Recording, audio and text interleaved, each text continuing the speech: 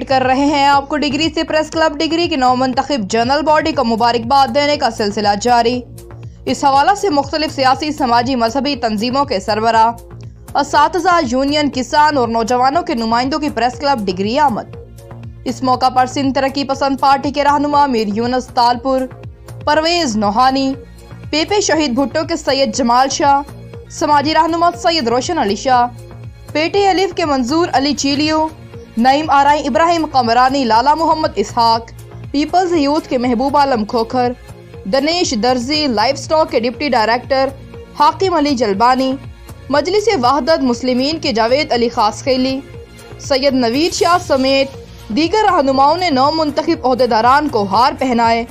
अजरक का तोहफा पेश किया और नेक ख्वाहिशात का इजहार किया। रिपोर्ट मोहम्मद आसिम आराई, नुमाइंदा तहसील डिग्री।